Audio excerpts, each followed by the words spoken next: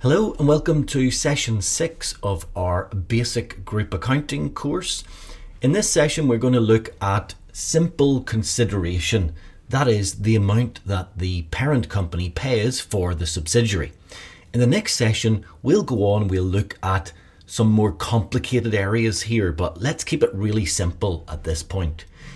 So the amount paid for the subsidiary, why is this going to be important? Well, it's going to be important first of all because it appears in our goodwill working. Remember, the first line in working 3 for goodwill is consideration paid. And I suppose there's really 3 things that we want to consider here. So number 1, the first thing I want you to think is that the debit here is always to goodwill. Okay, so when all of these examples that we are doing, the debit is to goodwill. The second thing then we need to think about is, well, where does the credit go? Okay, and for example, in the first one that we're going to look at here for cash, well, that's really simple. It goes to cash. Debit goodwill, credit cash. But the third thing we need to think about is how much for? Okay, the answer to that actually is fair value. But what is the fair value? Well, again, if we're thinking about the simple one, cash, the fair value of cash is of course cash. So the debit's to goodwill. The credit, well, if it's cash, it goes to cash. How much for? Well, the amount, the fair value. But as I've mentioned, it gets a little bit more complicated later on when we start looking at, for example, deferred consideration or contingent consideration. But don't worry about those at this point. Let's just stick to the simple stuff. So the first one, as I've mentioned, is cash. It's pretty easy. It's the amount paid. So you paid 500 million, debit goodwill 500 million, credit cash 500 million. That is the fair value of the amount paid. So a very simple example here. A company acquires 80% of another company. They pay 500,000 in cash. How should they record the transaction? Well, I was going to get you to pause the video and do it, but I'm not going to insult your intelligence. So let's go straight to the answer over the page. The answer is we debit goodwill 500,000. We credit cash 500,000. Okay, so we record it against goodwill, and the goodwill, remember, represents the premium paid over the net assets. We know how to do our goodwill calculation.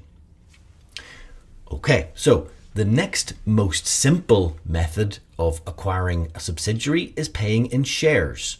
Now, what does that mean? It means that instead of paying in cash, giving cash to the current owners of the subsidiary, you're giving them your shares. Now, why would the parent do that? Well, mostly because they don't have to pay the cash then.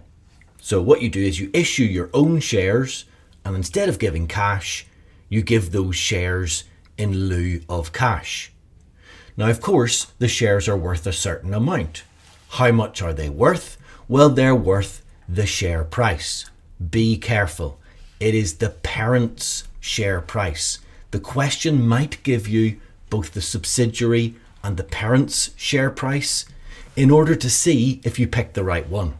Well, remember, it's the parent who's paying the money to acquire the subsidiary, so therefore it's the parent's share price that we should be using on the acquisition. So, as we know, the debit always goes to goodwill. The credit in this case, well, we've issued some shares, so we need to split it. So we credit the share capital with the nominal value, and we credit the rest, the share premium, any extra amount. Okay? Now, the third question is always how much for? Well, we've already said we're going to use the parent's share price. So what we're doing for this is the total amount will be the number of shares multiplied by the parent share price. Okay, so that's the amount we'll debit to goodwill, and that's the amount we will then split whenever we're putting some of it to the share capital and some of it to the share premium.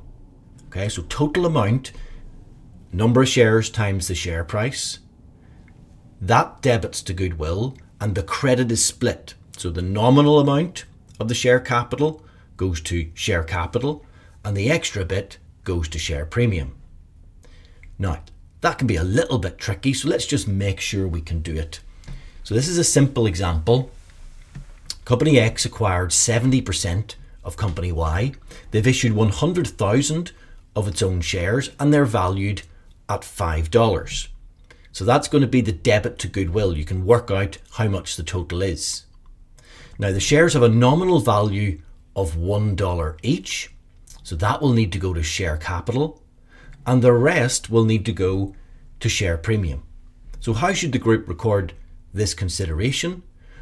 Pause the video now, see if you can jot down the double entry and the amounts for this, and then I'll take you through it in just one moment. So pause the video, have a go, and then we'll look at it.